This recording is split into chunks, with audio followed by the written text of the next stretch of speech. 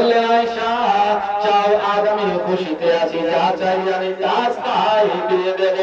হযরতে আয়েশা সিদ্দিকা রাদিয়াল্লাহু তাআলা আনহা যখন এই কথা বলে দিলেন, আমার নবীকে বললেন ইয়া রাসূলুল্লাহ, ওই মিরাজ রাত্রিতে যে আল্লাহর সাথে আপনার কয়েকটা গুপ্ত কথা হয়েছে, কয়েকটা রাজের কথা হয়েছে, যেই রাজের কথা আমরা কেউ জানি না, একটা কথা আমাকে বলে দেন কি গুপ্ত কথা হয়েছে। আমার নবী মুস্তাফা সাল্লাল্লাহু তাআলা আলাইহি ওয়াসাল্লাম বললেন আয়েশা শোনো শোনো, যে গুপ্ত কথা একটা আমার কাছে শুনবে, শোনো। আল্লাহর সাথে আমার যে ওই লুকায়িত কথা হয়েছে তার মধ্যে একটা কথা হলো এটাই, যে মানুষ এক অপরের অন্তরের সাথে কানেক্ট করিয়ে দেবে, একে অপরের সাথে মহব্বত করিয়ে দেবে। বিচ্ছেদ মানুষের যখন সে জোড়া লাগিয়ে দেবে, yani এক দুশমনের সাথে আরেক দুশমনের দোস্তি করিয়ে দেবে, ওই মানুষটা যে দোস্তি করিয়ে দেবে, ওই মানুষটাকে আল্লাহ রাব্বুল আলামিন আমার কাছে ওয়াদা করেছেন, ওই মানুষটাকে আল্লাহ রাব্বুল আলামিন বেহিসাবে জান্নাত প্রদান করবে। সুবহানাল্লাহ। মানে এক আত্মীয়র মধ্যে আরেক আত্মীয়র মধ্যে মিল মহব্বত যারা তৃপ্ত করে দেবে, ওই ব্যক্তিকে আল্লাহ রাব্বুল আলামিন বিনা হিসাবে জান্নাতের মধ্যে দিয়ে দেবে। আজ তোমার কারণে আজ তোমার ভাইয়ের সাথে নারাজগি হয়ে আছে, আজ তোমার কারণে তোমার শ্বশুর বাড়িতে নারাজগি হয়ে আছে, আজ তোমার কারণে তোমার কোন আত্মীয়র সাথে নারাজগি হয়ে আছে। ওই নারাজগি যদি তুমি দূর করে, তুমি যদি ক্ষমা চেয়ে তার সাথে যদি তুমি মহব্বত করতে যাবো, তার সাথে যদি তুমি আত্মীয়তার সম্পর্ক নিয়ে আনো, তাহলে তুমি বিনা হিসাবে জান্নাত চলে যাবে। এই কথা শুনে মা আয়েশা সিদ্দিকা রাদিয়াল্লাহু তাআলা আনহা হাসতে হাসতে চলে গেলেন আব্বা জানের কাছে। আব্বা জান, এই হলো কথা, রাজের কথা হলো ভাই, কোন বিচ্ছিন্ন মানুষের মধ্যে, কোন বিচ্ছিন্ন আত্মীয়র মধ্যে যদি মহব্বত ভালোবাসা পয়দা করে দেওয়া হয়, যে করাবে সেই ব্যক্তি বিনা হিসাবে জান্নাতে চলে যাবে। সুবহানাল্লাহ সুবহানাল্লাহ। এই কথা শুনে হযরত আবু বকর সিদ্দিক রাদিয়াল্লাহু তাআলা কান্না করতে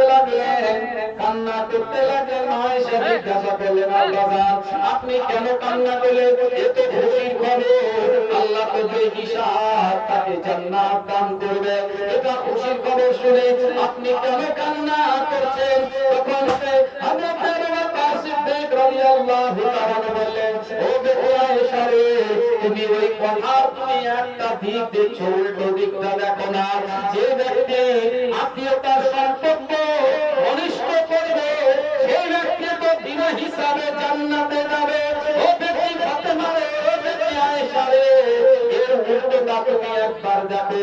যে আত্মীয়তা বিচ্ছিন্ন করবে, যে আত্মীয়র সঙ্গে দুশমনি করবে, যে ভাইয়ের সাথে দুশমনি করে নেবে, যে বাপের সাথে দুশমনি করে নেবে, যে শ্বশুর বাড়ি মায়ের বাড়ি আত্মীয় বাড়ি, যেই কোনো আত্মীয় বাড়ি ফুফুর বাড়ির সাথে যে কেউ দুশমনি করে নেবে, সে তো বিনা হিসাবে জাহান্নামে চলে যাবে।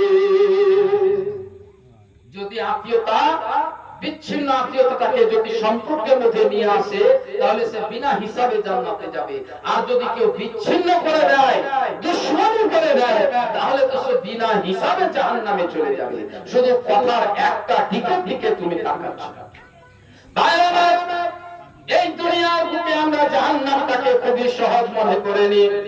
যা হবে দেখা যাবে, মরার পরে কবরে যা হবে দেখা যাবে। এই দুনিয়াতে থাকলাম, যতদিন থাকলাম অশান্তির মধ্যে থাকলাম, কবরে যাব শান্তি পাবো, মরলে শান্তি পাবো, এইরকম জবান কথা।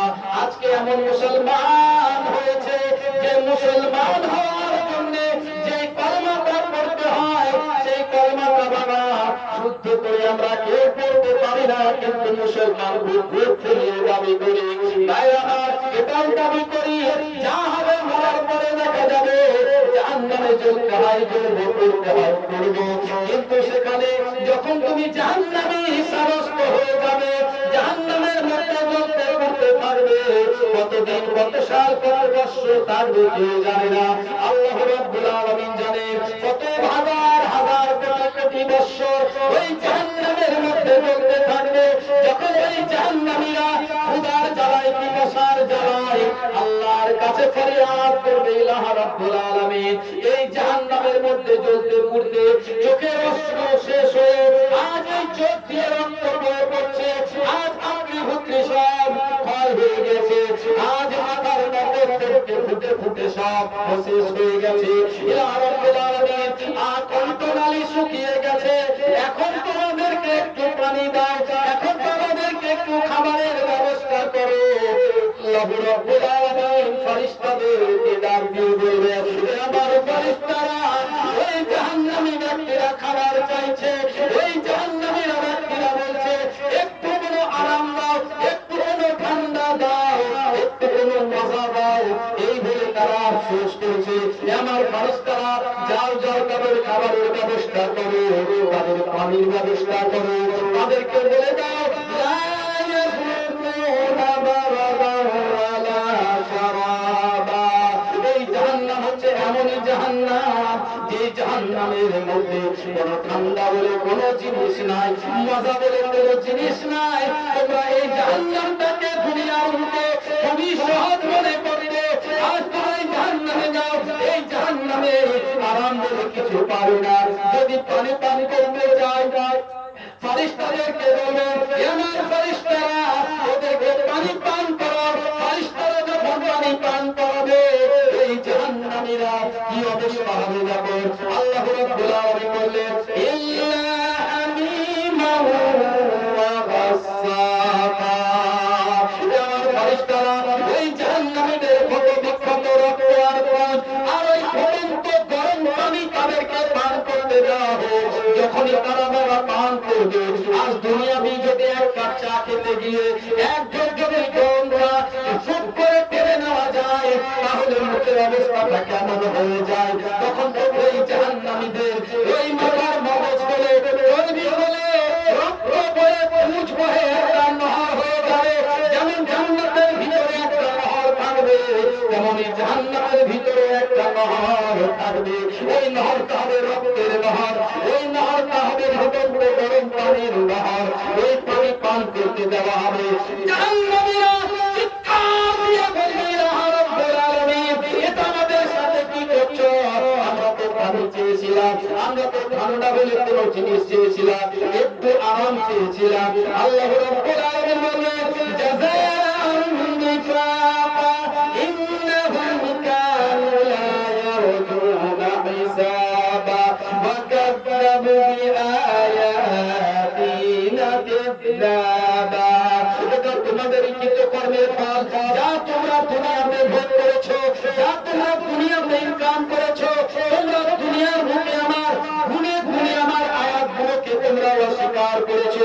তোমাদেরকে বলা হয়েছিল নামাজ পড়ো, তোমরা মুখ হিলিয়ে হিলিয়ে বলেছো করতে হবে, কিন্তু করোনি। তোমরা বলা হয়েছিল রোজা রাখো, রোজা রাখতে হবে, কিন্তু রাখোনি। তোমাদেরকে যে আমল করতে দেওয়া হয়েছিল, শরীয়ত দেওয়া হয়েছিল, কোরআন দেওয়া হয়েছিল, এই সমস্ত জিনিসকে তুমি গুণে গুণে অস্বীকার করেছো। আজ তোমরা ভোগ করো তোমাদেরই হলো কৃতকর্মের ফল। যাই হোক প্রিয় দিনী ভাইরা,